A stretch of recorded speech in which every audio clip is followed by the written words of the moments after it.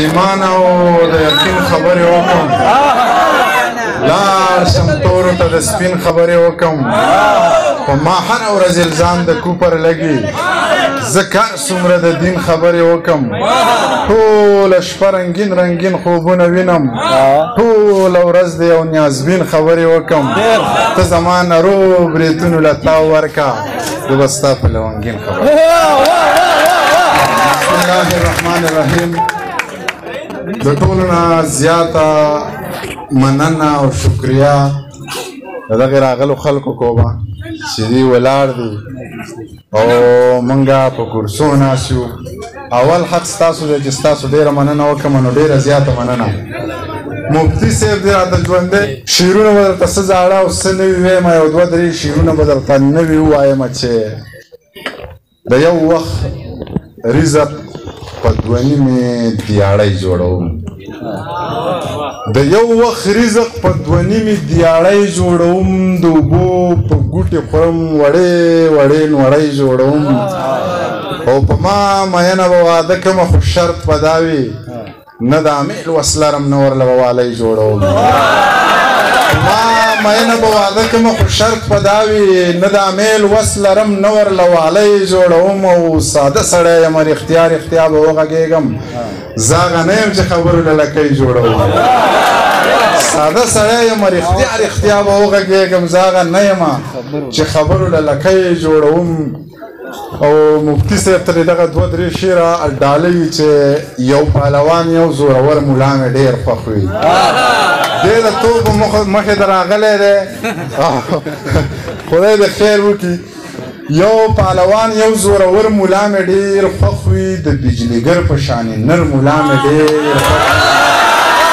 چې د خانانو نوابانو هیڅ پروا نه لري داسې کلک سترګی زړور ملا مې ډېر خوښ وي چې په خوږو خوږو خبرو کاڼي زړونه چوي یو نیم هوښیار یو نیم زرګر ملا مې ډېر خوښ او شعرونه دلته درمانه یو درې تا ته ډالۍ کومه مختار چېرته ورک دی یار هغه ته نیم ډالۍ کول خو هغه نشته وایي چې درد وجلی یم درمان یم سېزلی یو په ایمانه په ایمان یم سېزلی چې په خپله یې تود باد لیدلی نه دی په سور اور داسې انسان یم سېزلی چې په خپله یې تود باد لیدلی نه دی په سور اور داسې انسان یم سېزلی که هندوانو مړي وسېزل څه وشو زه ژوندی یو مسلمان یم سېزلی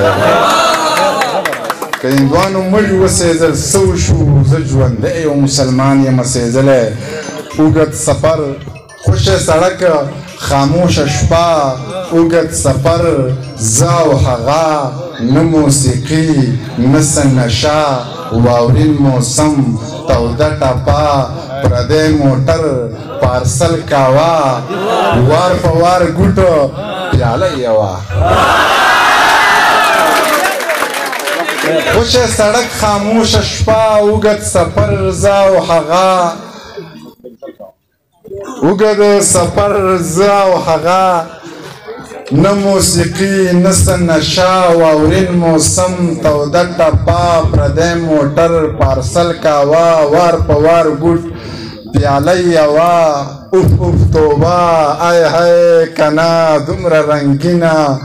او حادثه خوب مې لیده ډېر عجیبه چا کړم راویښه په دې ټپه پیغلو د غره نه ګیډي راوړه زلمي په سره غرمه تیارې له پاسې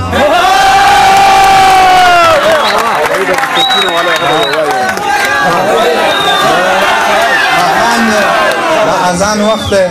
نو چې څه ټیم اذان راواغستو زما اوبه شي د مفتي صاحب په غوښتنه باندې د هوایي ډزو شوقینه یاره ستا د ټوپک د خولې نه وتې ګولۍ په یو مزدور باندې راپرېوتله د یوې پیغلې لوپټۍ یوړه د یو ماشوم د سر شملی یوړه د یوې مور د سترګو تورې مړ که د یو داجي د زړه ټکورې مړ که یا په خادۍ د خدای اور پورې کا په دې مستۍ د خدای اور پورې کا یا دا ځواني د خدای په سین لا وکا په دې ځوانۍ د خدای اور پورې کا ستا خوشحالي د تی بې شکه وکا لږه ډډه د ټوپکه وکا دا خوشحالي د باطن وکا دا خوشحالي د په ډولونو ګلونو وکا دا خوشحالي دې په سندرو وکا دا خوشحالي دې په سازونو وکا ځان سره نور خلک هم وخندوه سپینه دا تور خلک هم وخندوه دغه سپور خلک هم وخندوه دا سرتور خلک هم وخندوه د دې ټوپک نه قلمونه جوړ کا د دې بارودو نه صحیح جوړه کا او دا کمربند خو د بستې په شان دی د دې کارتوسو نه کافي جوړه کا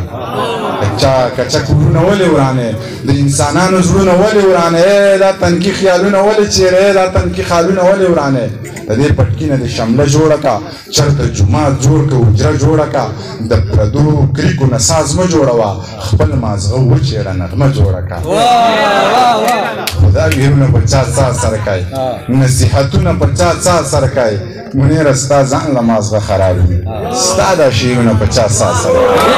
دوه درې شعره راته وایم چې د چا په حکم کښېناسته پاڅېده